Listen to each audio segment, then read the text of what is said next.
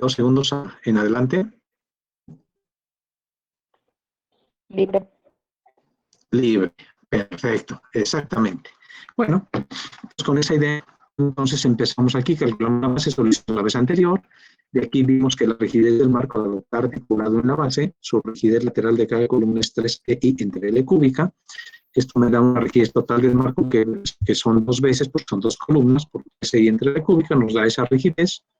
Calculamos la frecuencia a la vez anterior y calculamos el periodo.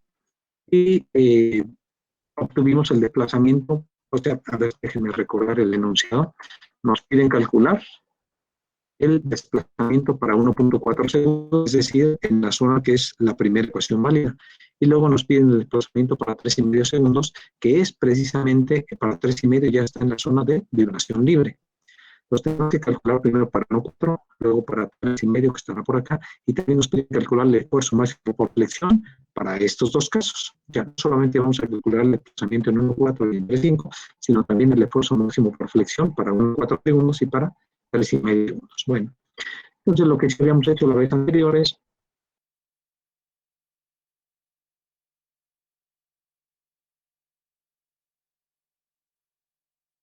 tiempo de 1.4 con los propios datos que ya se dieron en el ejemplo, y con eso obtenemos el desplazamiento para ese tiempo.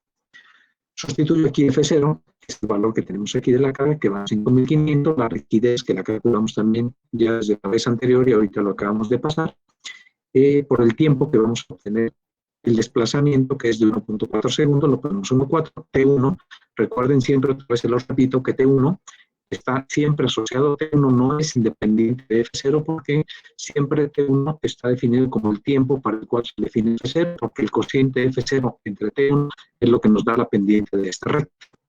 Por eso, siempre F0 está ligado con T1 o T1 con F0, como lo quieren ver, porque el cociente los dos da la pendiente. Entonces, si yo defino un valor de F0 aquí, obligadamente T1 es el que corresponde a F0. Si el F0 yo lo hubiera definido aquí, donde tengo ahora el cursor, que fuera aquí, pues el T1 tendría que ser el que corresponde a ese valor de F0, porque, insisto, lo importante no es F0 y T1, sino que el cociente de esos dos términos da la pendiente de la carga que se está aplicando. Bueno, en este caso T1, aquí se dio F0, T1 es este, que son 2 segundos. Ya sustituimos la frecuencia también, hacemos operaciones.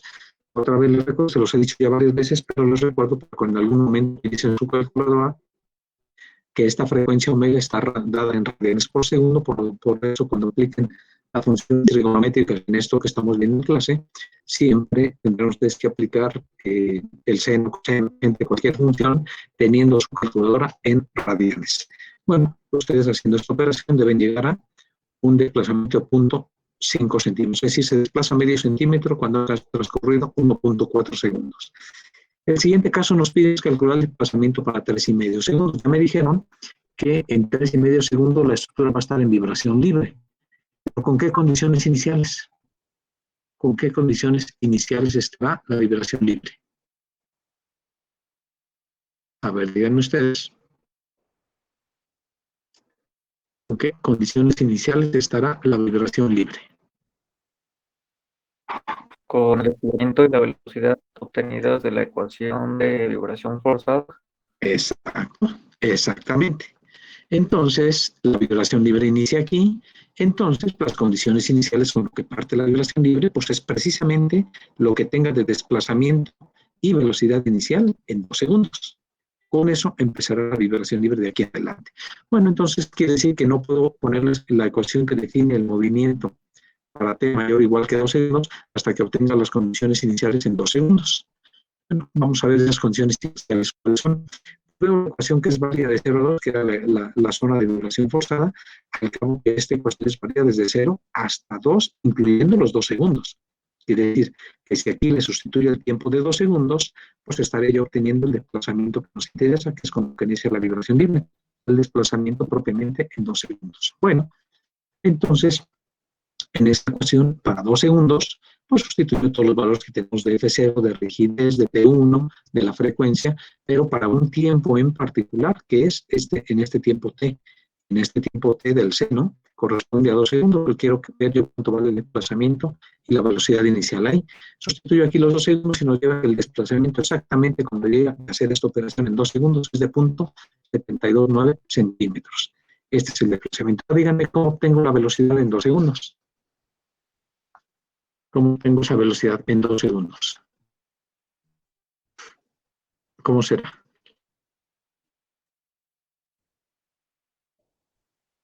¿Cómo obtengo la velocidad en 2 segundos? Que sería la condición inicial, la segunda condición inicial para la vibración libre.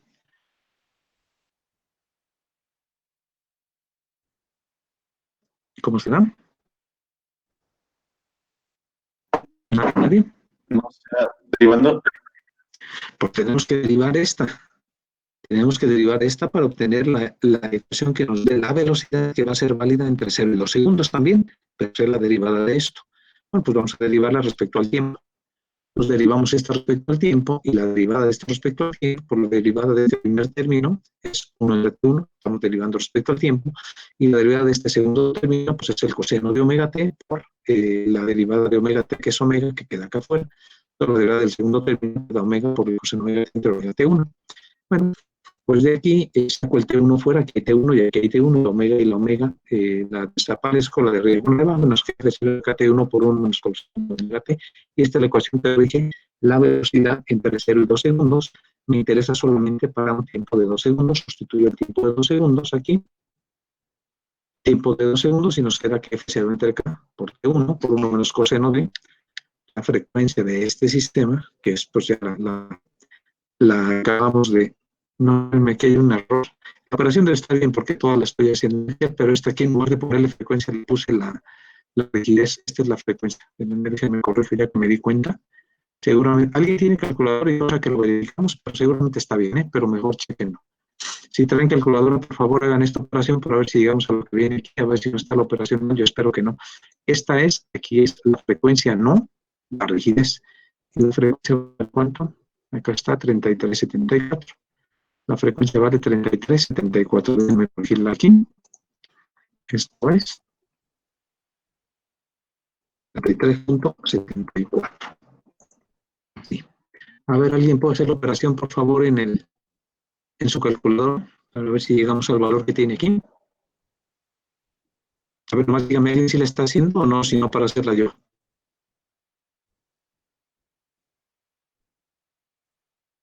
Hola, hola. Sale de 0.685. A ver, ¿alguien más? A mí me da de 0.3821. Ah, no, entonces está bien. No, no va a dar exactamente a 0.384 porque recuerden que todas estas operaciones yo las estoy haciendo en una hoja de Excel. Entonces, al hacerla en una hoja de Excel, pues yo tengo en el valor de la rigidez, como está desde el ejemplo iniciado con la hoja de Excel, pues tiene más decimales aquí, que aquí ya no estoy poniendo en PowerPoint, y la frecuencia que tiene 3374, pues a lo mejor en la hoja de Excel es 3373, 8 más decimales. Entonces, no puede dar exactamente 0.384 por los decimales que estoy usando en la hoja de Excel, pero sí debe dar 0.38 cuando menos, independientemente del tercer decimal. ¿Cuánto te dio 0.38? ¿Qué, perdón? 21. Sí, está correcto entonces. El compañero pidió otro valor. Recuerda, por favor, a lo mejor tu error es que no pusiste la calculadora en radianes para calcular este coseno. Sí, Tienes que calcular radianes. Vuelvo a verificar, por favor, para checar que estamos llegando a 0.38, aunque el tercer decimal no coincida, porque eso les digo viene de que todas las operaciones están hechas en Excel desde el inicio del ejercicio. sí, sale de 0.3822. Ok, perfecto. Bueno, entonces está bien. Lo único que yo tenía era el número mal colocado acá. Aquí he puesto la frecuencia, la rigidez en lugar de la frecuencia cuando dice la diapositiva. Pero entonces aquí es coseno de la frecuencia por 2. Sustituyo eso. Y entonces, aquí adelante. ¿Alguien más? No. Bueno, la velocidad para t igual a 2 segundos es 0.384 de esta operación que tenemos aquí. Ya tenemos entonces el desplazamiento, ya tenemos la velocidad inicial. Bueno, entonces quiere decir que ya puedo ahora sí poner la ecuación de vibración libre para 2 segundos adelante. Nada más tengo que tomar en cuenta lo mismo que ya hicimos anteriormente, en que tomen en cuenta que la vibración inicia en 2 segundos, entonces no empieza desde cero, empieza a 2 segundos, entonces tenemos que hacer un cambio variable donde dice seno omega t y coseno omega t, tendrá que ser el coseno omega t menos 2 segundos, porque a partir de ahí empieza la vibración libre, y también el término de seno omega t pues tendrá que ser el seno de omega t menos 2 segundos. Esto quiere decir que la ecuación válida de ahí en adelante es el desplazamiento con el que inicia la vibración libre, el desplazamiento con el que inicia la vibración libre en 2 segundos, por el coseno de omega t. La única diferencia es que tenemos t menos 2 porque la vibración libre está empezando en 2 segundos, no empieza en 0. Pues cualquier tiempo que nosotros tomemos para encontrar cuál es x de t, pero digamos para 3 segundos, en realidad el tiempo transcurrido en vibración libre no son 3 segundos, sino son 3 menos 2. En realidad de aquí en adelante está empezando la vibración libre. Por eso hacemos el cambio variable t menos 2 y acá también t menos 2. Aquí va el desplazamiento que tiene 2 segundos, la velocidad que tiene 2 segundos entre la frecuencia. Por esta es la ecuación que teníamos para cuando una estructura está sometida a condiciones iniciales sin amortiguamiento. Bueno, esta es la ecuación que va a regir de ahí en adelante. Y pues si tengo una ecuación que rige de 2 segundos en adelante, pues lo único que nos pedían era el desplazamiento específicamente para 3 segundos. Entonces, perdón, 3,5 segundos, entonces solamente sustituyo 3,5, con eso ya lo podemos hacer. En lugar de t pongo 3,5, que es para ese tiempo que vamos a calcular el desplazamiento para 3,5 segundos, sustituye ya con los valores que tenemos de la frecuencia, que es 33,74, con el desplazamiento y la velocidad inicial que acabamos de encontrar. Esto nos lleva finalmente a que el desplazamiento entre igual a 3,5 es de 0.69 centímetros. Entonces ya encontramos dos cosas relacionadas con el enunciado del problema. ¿Cuál es el desplazamiento para 1.4 segundos y cuál es el desplazamiento para 3.5 segundos?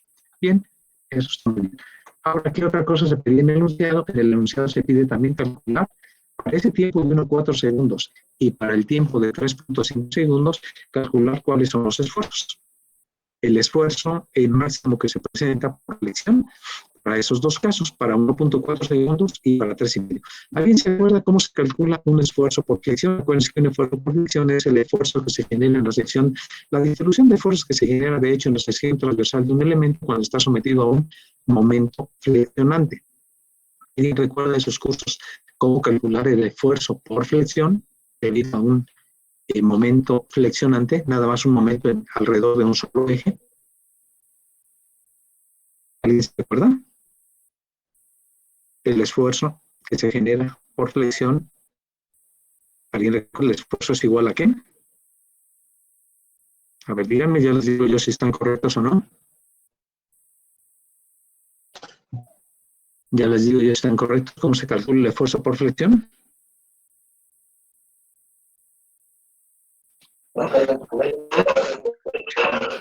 Bueno, cuando menos ya me dijeron algo, no es ese, pero ese sí es un esfuerzo. Desde luego, carga entre área es el esfuerzo debido a una carga axial. Cuando tienen ustedes un elemento, sea columna, otra vez sometido a una carga axial, es decir, paralela al eje longitudinal de la barra, la carga dividida entre el área y la sección les da el esfuerzo que se está generando, pero por la carga aplicada axialmente. Bueno, eso está bien, pero es un esfuerzo axial. No, aquí el que estamos buscando es el esfuerzo provocado por flexión, por un momento flexionante. Tiene que estar necesariamente en la expresión del momento flexionante, porque eso se está generando esa distribución de esfuerzos. Acuérdense que inclusive, pues una de las hipótesis para deducir la fórmula de la flexión de los esfuerzos tenía que ver en que las secciones planas permanecen planas antes y después de la deformación. De ahí se deduce la expresión que corresponde al esfuerzo por flexión. ¿Alguien se acuerda? Es momento multiplicado por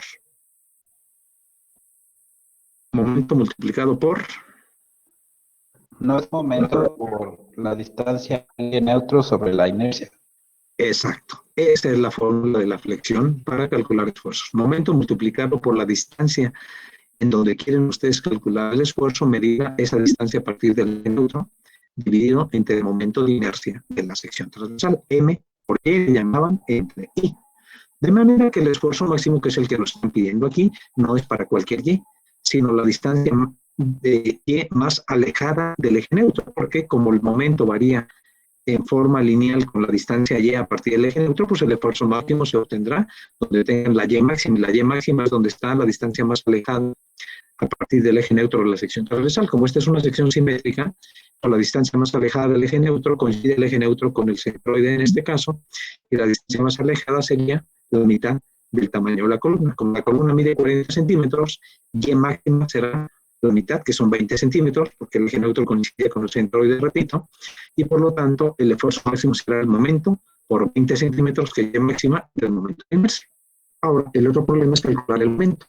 ¿Cómo calculamos el momento flexionante que tiene? Ahorita lo único que tenemos calculado para t igual a 1.4 y para t igual a 3.5 segundos, solamente tenemos calculado el desplazamiento. Pero dado el desplazamiento, ¿podemos calcular el momento flexionante que se está generando en la columna? Dado el desplazamiento, ¿podemos calcular el momento flexionante que se está obteniendo en la columna? ¿Sí o no? Ya ni siquiera les estoy preguntando cómo calcularlo, sino nada más que me digan, dado un desplazamiento, ¿pueden calcular los elementos mecánicos, en este caso el momento flexionante de la columna? Aunque esto que estamos haciendo es está en la libertad, pues es estático el problema, vamos, desde el punto de vista de las ecuaciones de equilibrio. Pero cuando aplican el método de rigidez, es que lo primero que tienen, cuando resuelven con la rigidez que tienen ahí, que es lo primero que se obtiene. Planteamos usted la matriz de rigidez local, luego de cada barra, luego hacen una matriz global, en el que ponen ya todos los elementos que corresponden, y al resolver la matriz de rigidez global, que es lo primero que obtienen, al resolver el sistema de ecuaciones. Los desplazamientos. Los desplazamientos, y después de eso, ¿qué obtienen? Conocidos los desplazamientos, después ¿qué? Las fuerzas en las barras. Las fuerzas en las barras, pues esos son los elementos mecánicos, que son las fuerzas en las barras. Es decir, que si ustedes tienen desplazamientos, desde luego que pueden calcular las fuerzas en las barras. En este caso, nosotros tenemos el desplazamiento para 1,4 y para 3,5. Quiere decir que con ese desplazamiento yo puedo obtener el momento flexionante. Bueno, vamos a hacerlo. Bueno, recuerden que la rigidez de cada columna es 3pi entre L cúbica. Y, en términos generales, ¿cómo se define la rigidez? ¿Cómo se define la rigidez? A ver. Fuerza en desplazamiento. Ok, entonces quiere decir que si yo tengo que la rigidez de la columna es 3pi entre L y la rigidez está definida como fuerza en desplazamiento, ¿qué conozco yo de aquí? ¿Qué conozco de esta ecuación? Para estos casos que estamos resolviendo. Aquí tienen tres variables, K, F y X. ¿Qué conozco de aquí? La rigidez y el desplazamiento. La rigidez y el desplazamiento. Este lo calculé para 1.4 segundos y para 3.5. Vamos a empezar con 1.4, pero yo conozco el desplazamiento y conozco la rigidez. Quiere decir que si yo conozco la rigidez de la columna y conozco el desplazamiento que tengo ahí, por la fuerza que se está generando. Bueno, pues entonces, de ahí nada más pongo que es la rigidez de la columna, F entre X, y por lo tanto despejo la F y va a ser la rigidez de la columna por el desplazamiento. Bueno, sustituyo. Bueno, antes de sustituir, el momento flexionante ahora sí es, pues si es la fuerza que se está generando aquí, y bueno, la rigidez de la columna por desplazamiento, pues el momento flexionante será la fuerza que se genere aquí, va a ser la misma por equilibrio la que se forma acá, y el momento flexionante, dado que es curvatura simple, el momento máximo que se genera aquí en la parte superior, va a ser la fuerza que está aquí aplicada por su brazo, que son la longitud de la columna. Entonces, conocido el desplazamiento y sabiendo la rigidez de la columna, K por X me da la fuerza, y conocida la fuerza, el momento flexionante vale la fuerza por la longitud de la columna. Y si conozco el momento, pues ya puedo calcular el esfuerzo por flexión. Bueno, el momento entonces será F por la longitud de la columna. F ya la tenemos aquí, que es la rigidez por X. La rigidez por X por la longitud de la columna me da el momento flexionante. Es decir, que el momento flexionante es 3pi entre L cuadrada, porque está L con L cúbica, que de L cuadrada por el desplazamiento. Ahora sí, el momento que se tiene para un tiempo de 1.4 segundos, ya tenemos el desplazamiento que era de 0.5 centímetros, sustituyo 3pi entre L cuadrada, y me da que el momento que se genera ahí, a la parte superior de la columna, vale 633.787.9 kilogramos por centímetro, y como ya nos dijo su compañero hace un momento, el esfuerzo por flexión vale el momento por en este caso Y máxima, que ya les decía que era la mitad del total de la columna, que son 20 centímetros, entre el momento de inercia de la columna, momento por esa distancia máxima entre la inercia, y nos da que el esfuerzo es de más o menos 59.4 kilogramos por centímetro cuadrado. Ahora fíjense, esa distribución de esfuerzos es lineal. Fíjense en esta forma en que se genera el momento flexional. Es decir, que en la cara exterior de la columna va a haber tensión o compresión. En la cara exterior de la columna va a haber tensión o compresión. Dada esta aplicación de la Tensión. tensión, y en la cara interior va a haber Compresión. compresión. Bueno, pues entonces, si yo pongo con positivo los esfuerzos de tensión y negativo los esfuerzos de compresión, pues la distribución de fuerza en la columna lo puedo poner aquí. En la cara exterior de la columna hay tensiones que varían linealmente. Esta es una ecuación lineal, esta que tenemos aquí, varía desde el eje neutro 0. Cuando Y vale 0, que está definida aquí, el esfuerzo vale 0. Si esto vale 0, pues este vale 0. Y el esfuerzo máximo es cuando Y vale 20 centímetros, que es la mitad de la columna, porque la columna mide 40 centímetros. Entonces, de aquí a aquí son 20 centímetros, y el esfuerzo máximo que encontramos de tensión en la cara exterior es de 59,42, y hay una distribución simétrica de esfuerzos. El esfuerzo mínimo es de menos 59,42, que es de compresión en la cara interior de la columna. Los esfuerzos máximos cuando han transcurrido 1.4 segundos, se genera un esfuerzo de 59, máximo de 59 y mínimo de 59 en tensión y en compresión en la columna. Hablando de la compresión, 59,42, pues si una columna está diseñada para un F'C de 200 kilogramos sobre centímetro cuadrado, pues este esfuerzo es relativamente pequeño, quiere decir que no tendrá ningún problema la columna en cuanto a la compresión que tiene ahí. Y el esfuerzo de tensión, pues nosotros tendremos que diseñar el acero de la columna, el acero que lleva la columna para soportar los esfuerzos que están generando ahí, porque recuerden que normalmente en el proceso de diseño, cuando es concreto reforzado, la tensión que tiene el elemento, decimos la contribución del concreto, y toda esta tensión la tendría que tomar el acero que tendría que colocar la columna, y la compresión que si toma el concreto, pues es relativamente pequeño, dejando en una resistencia de diseño de 200 kilogramos sobre centímetro cuadrado. Bueno, para T igual a 3.5 segundos, hacemos lo mismo que tenemos aquí, pero ahora la única diferencia es que el desplazamiento era otro. Bueno, para T igual a 3.5, el momento sigue siendo 3TI entre L cuadrada por el desplazamiento de 3,5. Ahora vale 0.691, nos da este otro momento, y sustituyendo en la expresión que nos da el esfuerzo por flexión, que era el momento por la distancia a partir del eje neutro del momento de inercia, nos da este esfuerzo máximo de 81. Nuevamente se genera un esfuerzo máximo de tensión de 81 y un esfuerzo máximo de compresión de 81 también, porque son simétricos. Fíjense cómo cuando las cargas son dinámicas ya no podemos hablar de un esfuerzo máximo de la columna único. Sino, ustedes dirían, bueno, ¿qué esfuerzo se genera de compresión y de tensión en la columna? Pues tendrían que preguntar ustedes, ¿para qué tiempo? Para un tiempo de un segundo, para 2 segundos, para 7 segundos. El esfuerzo va cambiando continuamente de acuerdo a cómo vaya cambiando el desplazamiento que va teniendo la estructura, dependiendo para qué tiempo estén evaluando ustedes el desplazamiento. Para cada desplazamiento distinto, pues hay un momento flexionante distinto, porque hay una fuerza, acuérdense que la fuerza es K por X, cada vez que cambia el desplazamiento cambia la fuerza, y cada vez que cambia la fuerza cambia el momento, y cada vez que cambia el momento, pues cambia el esfuerzo que se está generando en el elemento. Entonces, ya vimos aquí para 2 tiempos cómo se genera la distribución de esfuerzos, que son esfuerzos normales. La flexión produce esfuerzos normales, es decir, en la dirección del eje longitudinal de la barra, pero son esfuerzos que eso caracteriza a la flexión, son esfuerzos de tensión y de compresión. ¿Alguna duda hasta aquí? ¿Alguna duda? ¿Dudas? Bueno. Si no hay dudas, vamos a otro tema. Ya vimos, hasta ahorita les voy a recordar, vimos todo lo que corresponde a cómo se mueve, cómo vibra dinámicamente una estructura cuando tiene solamente condiciones iniciales que no hay carga sobre ella. Es todos esos temas iniciales que le llamamos vibración libre con y sin amortiguamiento. Después empezamos a ver vibración rodada, es decir, ya la vibración sea causada por una carga aplicada en el sistema de un grado de libertad, porque hemos trabajado solamente con sistemas de un grado de libertad.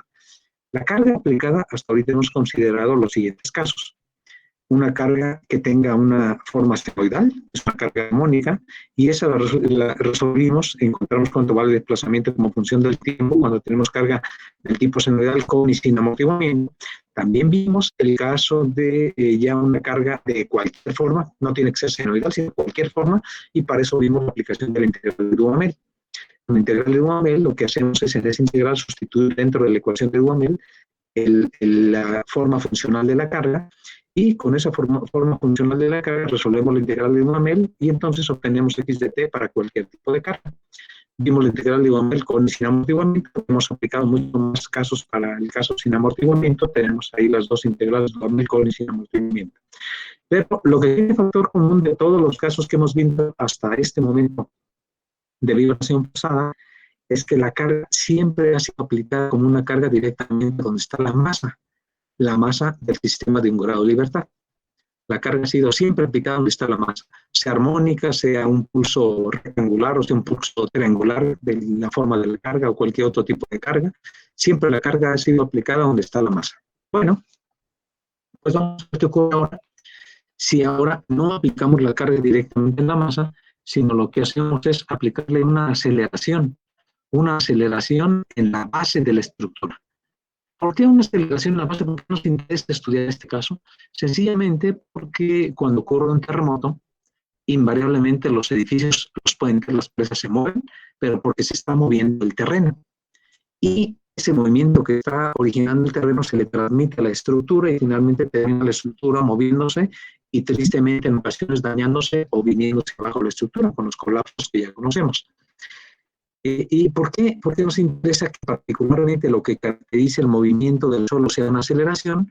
Pues porque los aparatos que normalmente usamos para registrar cómo se mueve el suelo cada vez que tiembla son acelerómetros.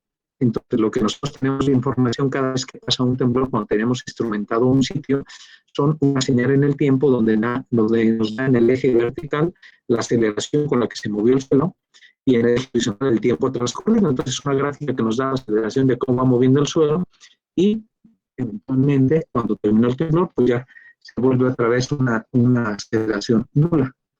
Esto quiere decir que es importante para nosotros cómo se mueven los sistemas de un grado de libertad cuando están sometidos a una aceleración del suelo para acercarnos más al caso real que provocan los temblores en las estructuras. Bueno, es el caso que vamos a empezar a estudiar ahora. Se trata de un sistema de un grado de libertad, pero ahora lo que tiene aplicado es una aceleración en el suelo. Una aceleración que depende del tiempo. ¿De qué forma? Pues cualquier forma. Si es una aceleración que tiene un movimiento armónico en el suelo, la aceleración, pues será una curva, una aceleración dependiendo del tiempo, que tendrían ustedes graficado una forma que fuera sinusoidal, es decir, varía una función sinusoidal, como lo que estoy tratando de mostrar ahí con el cursor. Si fuera un pulso, pues entonces tendrían ustedes un pulso rápido y se mantiene un pulso rectangular como el que ya vimos. Entonces, esta puede ser cualquier forma, la forma que ustedes quieran la aceleración aplicada ahí. Lo importante que vamos a ver ahora es que podemos relacionar de alguna manera las ecuaciones de equilibrio dinámico cuando está aplicando una aceleración en la base con las ecuaciones que ya vimos anteriormente cuando tenemos una carga aplicada directamente en la masa. Bueno, vamos a hacerlo de la siguiente manera.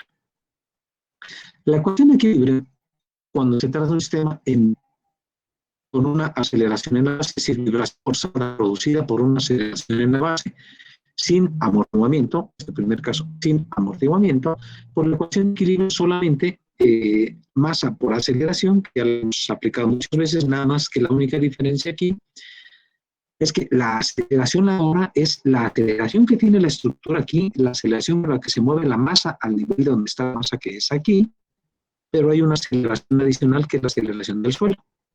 Entonces, digamos que la fuerza inercial que se presenta, la fuerza inercial total que se presenta cuando hay una aceleración en la base, está asociada con la masa de la estructura, pero la suma de la aceleración con la que se está moviendo la masa con la aceleración que tiene en la base. Entonces, nos queda por la suma de aceleraciones más la fuerza que se genera en las columnas, que es la rigidez de las columnas por el desplazamiento que tiene el sistema de un grado de libertad. Entonces, la ecuación de equilibrio dinámico queda definida de esta manera. Cuando no hay amortiguamiento, solamente son estos dos términos. Pasa por la aceleración total, entendiendo que la aceleración total se compone de la aceleración que se genera acá arriba, a la aceleración que está generando el suelo cuando está temblando, y más raíz por exponente igual a 0. Si yo quito este paréntesis, nos va a quedar masa por aceleración de la estructura más masa por aceleración del suelo, y si ese término de masa por aceleración del suelo lo paso a la derecha de la igualdad, nos queda esta ecuación diferencial, que si ustedes ven, es una ecuación diferencial muy parecida a las que vimos anteriormente cuando teníamos vibración forzada, donde quedan estos dos términos, vibración forzada sin amortiguamiento. Estos dos términos quedan igual, y a la derecha de igualdad queda un término que tiene que ver con la excitación, con la carga que se está aplicando, que en este caso, como esta es una ecuación de equilibrio de fuerzas, aquí quiere decir que la carga que se está aplicando con el masa por aceleración es una fuerza. La multiplicación de estos dos términos es una fuerza, entonces esto es la carga realmente que se está aplicando.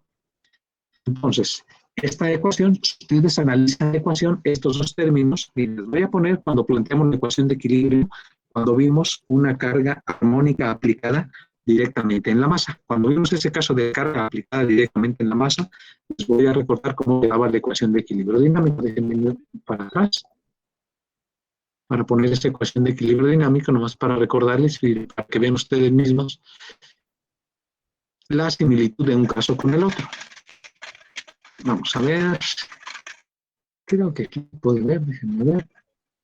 Sí, aquí. Fíjense. Esta es la ecuación de equilibrio dinámico cuando teníamos una carga aplicada a la masa, esta carga aplicada en la masa, que es una carga de tipo senoidal. Nada más que la carga está aplicada directamente en la masa, no está aplicada acá en el, no está aplicada como una aceleración, que es lo que estamos viendo ahora, sino está aplicada esta carga directamente en la masa. Planteamos la ecuación de equilibrio con el diagrama de cuerpo libre y encontramos esta ecuación.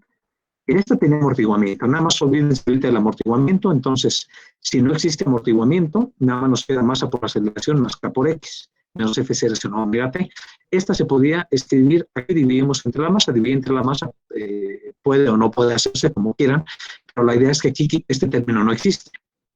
Fíjense cómo nos quedaría, si no divido entre la masa y este término de la carga lo paso para el otro lado, que es lo que hicimos aquí, nos quedaría masa por aceleración más K por X, asumiendo que no hay amortiguamiento, igual a F0 seno omega T. Entonces, ¿qué queda a la derecha de la igualdad? A ver, fíjense, en esto que les estoy diciendo, si este término paso para el otro lado, este término no existe. ¿Qué queda a la derecha de la igualdad? ¿Qué es? En esta vibración forzada con carga armónica, ¿qué queda a la derecha de la igualdad? Es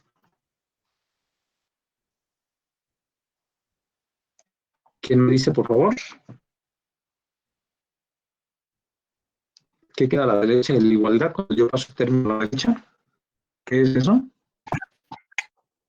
No es la magnitud de la fuerza y la forma en la que se presenta. Exacto, es eso. En otras palabras, pues es la carga aplicada. Exactamente la amplitud de la fuerza y la forma en que se está aplicando la fuerza. Pero al pasar este término a la derecha de la igualdad, lo que nos está quedando es precisamente esto, que es la carga aplicada. Si la plantea la ecuación de equilibrio dinámico, lo que queda a la derecha de la igualdad, cuando este término yo lo paso para el otro lado, nos queda pues la carga aplicada sobre el sistema de invariable libertad. Y a la izquierda de la igualdad, pues quedan los términos que están, las fuerzas que se están generando en la estructura para equilibrar la fuerza aplicada. Pues fíjense, al pasar para el otro lado, lo que tenemos es que del lado izquierdo de la igualdad son las fuerzas que aparecen en la estructura para que equilibre en fuerzas, porque eso es una ecuación de fuerzas, para que equilibre en fuerzas la carga aplicada. Esta es la carga aplicada y aquí son las fuerzas que aparecen en la estructura para equilibrar. La carga aplicada se equilibra con estas fuerzas dentro de la estructura. Fíjense bien, a la derecha de la igualdad es la carga aplicada. Y aquí a la izquierda de la igualdad, antes de dividir entre la masa, nomás queda masa por aceleración más K por X, asumiendo que no hay amortiguamiento. Masa por relación más K por X, igual a la carga aplicada. Bueno, voy a regresar a donde andamos ahora. Déjenme regresar a donde andamos ahora.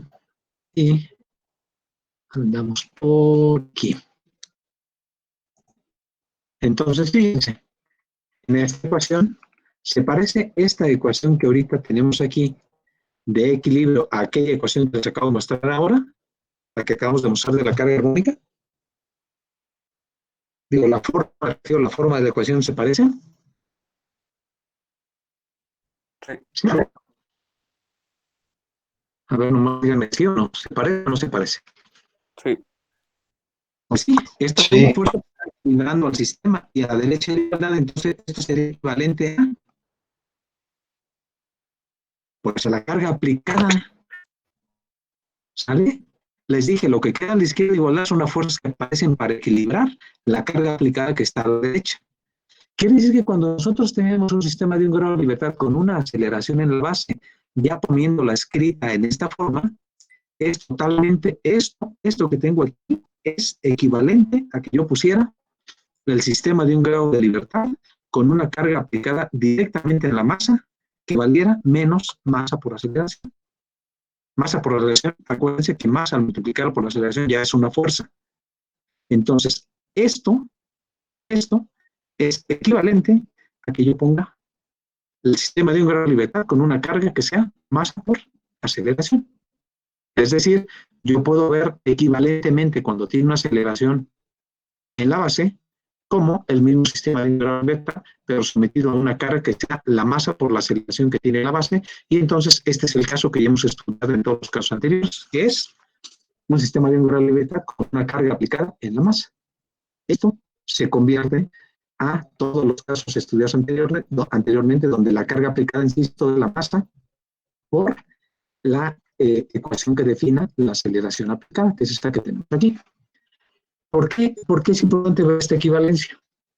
Es muy importante porque si ya asumimos entonces que al poner una aceleración en la base y que al multiplicarla por la masa de la estructura, esto es equivalente como si tuviéramos el sistema con una carga aplicada, ya que es masa por esto que tiene aquí, quiere decir que si la carga que tiene aplicada de masa por aceleración, aquí que está, es similar a alguno de los casos que ya vimos, que puede ser el caso con una carga senoidal, o bien el caso de un pulso rectangular, o bien el caso de una carga creciente, que es el último caso que vimos, todos eso ya lo resolvimos, la ecuación diferencial, ya sabemos cuánto vale el desplazamiento como función de tiempo sometido a esas cargas, relación armónica con y sin amortiguamiento, carga de un pulso rectangular, carga de esa carga creciente, todas las tenemos ya, sabemos cuánto vale x de t, de cada uno de ellos, porque ya se resolvieron. Pero todas ellas fueron con una carga aplicada directamente en la masa. Bueno, si la aceleración que se ponga en la base tiene una forma funcional, una forma similar a las que ya hemos resuelto, pues entonces también tenemos la solución, porque la única diferencia es que la carga aquí aplicada es esta forma funcional que es la aceleración multiplicada por la masa. Quiere decir que todas las soluciones que ya obtuvimos, todas las soluciones de vibración forzada son aplicables. Fíjense bien, esto es lo importante de esto, que todas las soluciones que vimos de vibración forzada son aplicables cuando se aplica una aceleración en la base, siempre que la forma que tiene la aceleración en la base aplicada sea igual a la forma que tiene cuando resolvimos la carga aplicada sobre la estructura. Cuando eso es igual, la forma funcional de lo que se ponga aquí como aceleración sea igual en cuanto a la forma de aplicar, de la forma funcional que tenga, o sea, la ecuación que define pues esta aplicación es igual a la ecuación que definió la carga aplicada acá, la solución es totalmente válida.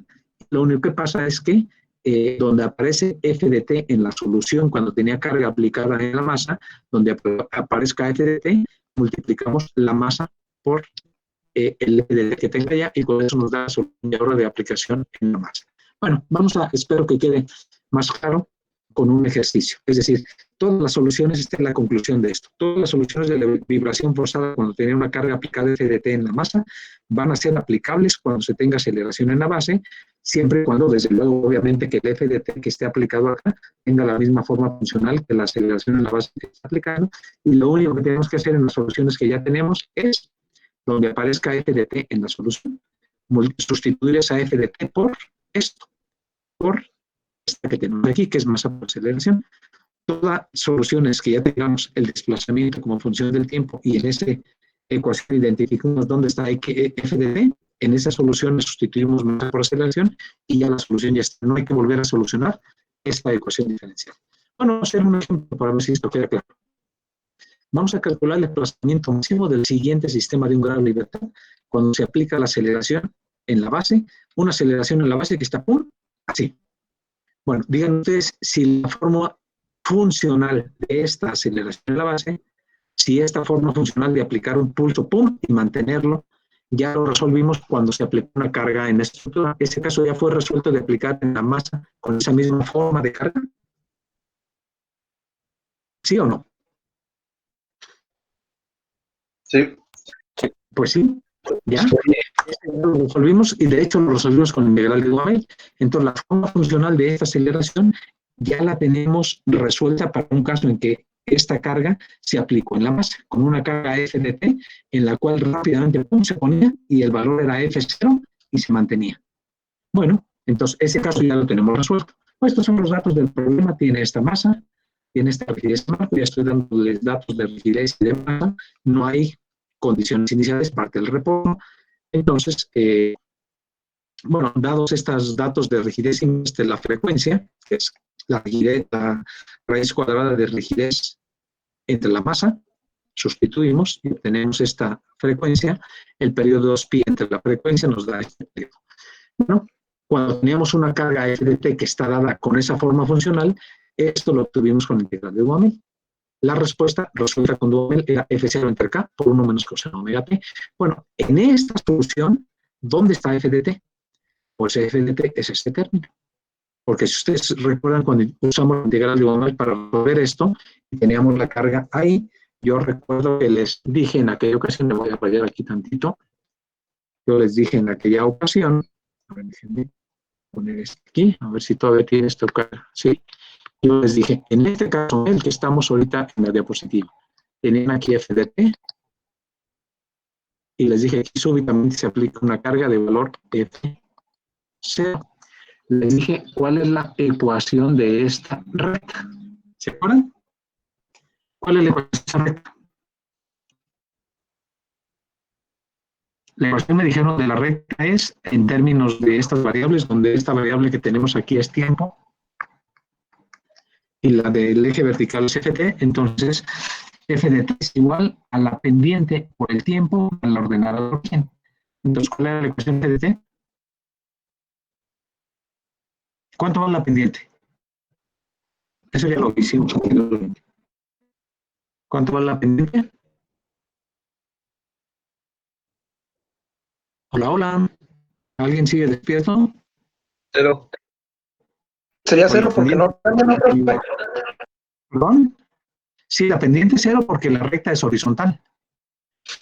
Por lo tanto, si la ecuación f de t es igual a la pendiente por el tiempo mal ordenado al origen, si la pendiente es 0 es el primer término de la pendiente por el tiempo se hace 0, solamente queda f de t igual al ordenado al origen. ¿Y cuál es la ordenada al origen de esa que les acabo de poner ahí? ¿Cuál es la ordenada al origen? F0. F0. Entonces, f de t es igual a... F0. Ok. F0. La define f de t, correcto. La ecuación que define f de t es f de t es igual a f0. Entonces, ¿dónde está aquí f de t? Pues aquí está f0, pues este es f de t. ¿Sale? De la solución que ya teníamos de aplicar una carga en la masa, de esta solución identificamos que este término que está aquí es f0, es precisamente lo que define la carga. ¿Qué les dije que tenemos que hacer para poder usar esa solución cuando tenemos aceleración en la base? Tenemos que hacer, para usar esa misma solución, pero ahora cuando tiene aceleración en la base, ¿qué tenemos que hacer? Sustituir f de t por, aquí está, Menos. menos por aceleración del suelo. El signo menos, desde ahorita les digo, el signo menos carece de relevancia porque al aplicar una aceleración, realmente el marco se va a mover para un lado, para izquierda, derecha, izquierda, derecha, izquierda. Entonces, realmente el signo es digo, aquí aparece por cuestiones del equilibrio que tenemos aquí, pero realmente para fines de obtener ya el desplazamiento con función del tiempo, realmente el signo que aparece aquí no tiene importancia. Bueno, quiere decir entonces que en este caso, ¿cuál es la aceleración de esto que tiene que aplicar? ¿Cuál es la aceleración del suelo?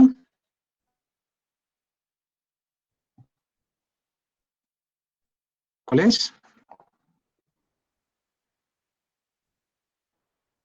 A ver, ¿cuál es la aceleración del suelo aquí? La masa por... No, la aceleración nada más, no la fuerza. ah, Fíjense bien, ¿cuál es la aceleración del suelo? Si multiplican la masa por la aceleración, es la fuerza, pero no, ahorita solamente les pregunto cuál es la aceleración del suelo que tiene ahí acá.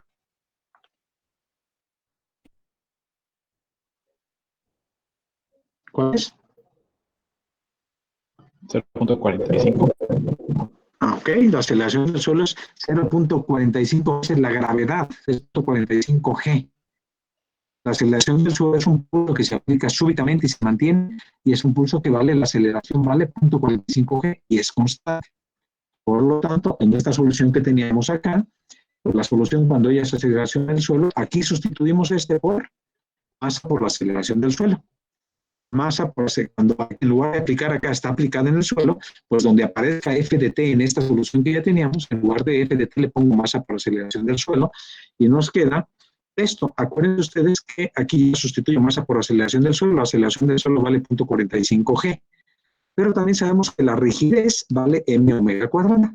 Por lo tanto, si eso lo sustituyo, nos queda m omega cuadrada acá masa por aceleración, las masas se eliminan y nada más queda aceleración que vale 0.45 G entre omega cuadrada. No he sustituido todavía la aceleración del suelo, que es 0.45 G, para dejarlo en forma más general de esta ecuación, pero ahí vamos. Bueno, vamos a darle ahí que ya son 11:51. Vamos a dejarle ahí y a las 12 con un minuto empezamos para 10 minutos de descanso y nos vemos a las 12 con 1. ¿Sale? Nos vemos ahorita en un momentito. sale. Sale. Ok.